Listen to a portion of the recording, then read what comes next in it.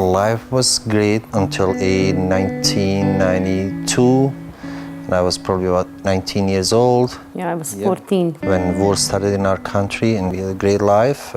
Family, I lived with my mom and my dad and my brother. My dad was a police officer and they are both working. It was great. Then, tough times. For more than 2 months now, Sarajevo has been under siege.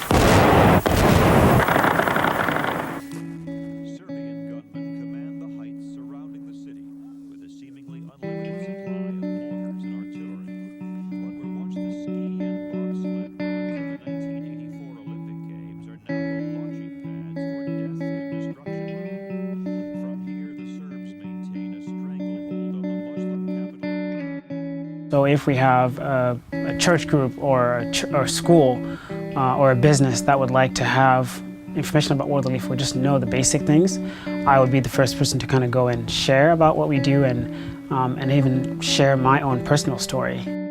I came here when I was 13 years old. We stayed in a refugee camp for 4 years. So there were 13 of us that all came together.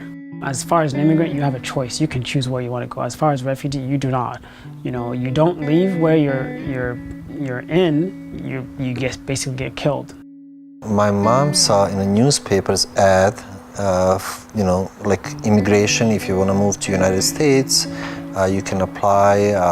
So we decided to apply. And with a 2 months old baby, it was a really scary thing to do, but we decided to take the step, and there we are. Our job is to push advocacy work and just helping people to understand exactly the process, helping people to understand these people, where they're coming from, why they're here. They did come and pick us up a few times to get a doctor's appointment and get me to find a job. He got a job, started working right away. I didn't, because my baby was just 3 months and I didn't speak any English. We didn't know where we're going or anything. Our mission is to empower the local church to serve the most vulnerable. Ladies from the church, they brought some things for us, baby crib for Dean, and we have mattress to sleep and mattress, table and couple chairs. Yeah. That was it. That's all we had.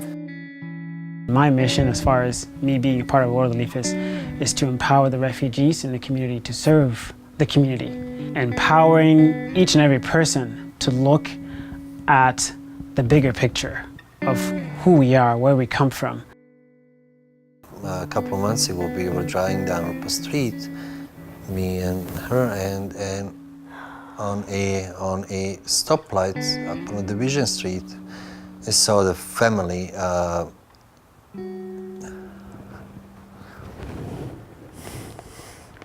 Yeah, it was hard. So there was a mom, dad, and couple kids, and they were just crossing the street. And then we saw them. I was like, we have to stop, because we knew they were carrying bags, dollar store bags, and I knew right away they just came here. I knew. So we stopped with the car. I was like, let's just stop and talk to them. And I said, it's okay, can we give you a ride home? They somehow explained to us where they live. We took them homes, and of course, when you walk through our door, it just reminds you everything. I mean, it was just empty and everything. There's like husband, wife, and 5 kids, I believe, so 4 girls and 1 boy.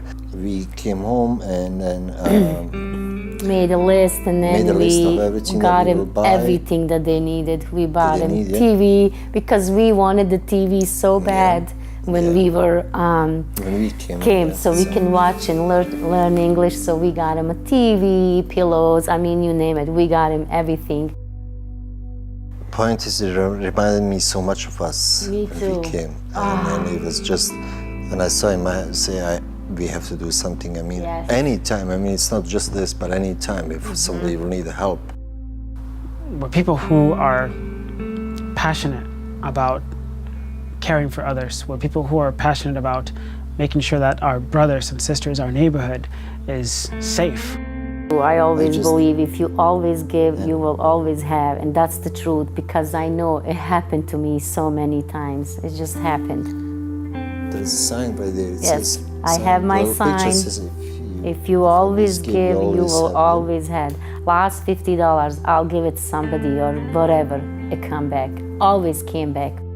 We are in the largest severe refugee crisis in the world currently. 67 million forced displaced people in the world. Spokane, 3.5 years ago, used to get 600 refugees a year. We barely reached 200 last year, and we're choking on this year as far as getting to that number. A person might come and not know a single English word.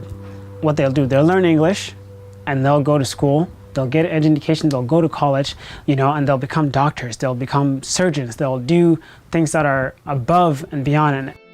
I own my own business now. I have everything I always wanted, even more.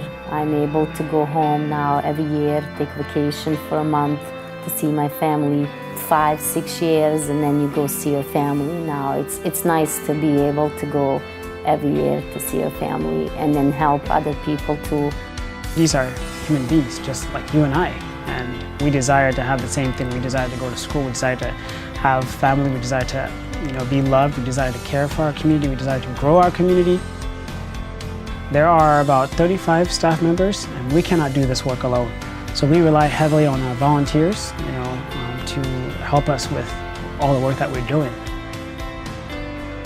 It's just a beautiful reminder of just because someone looks different from you doesn't mean that they're not able to get to where they need to get to.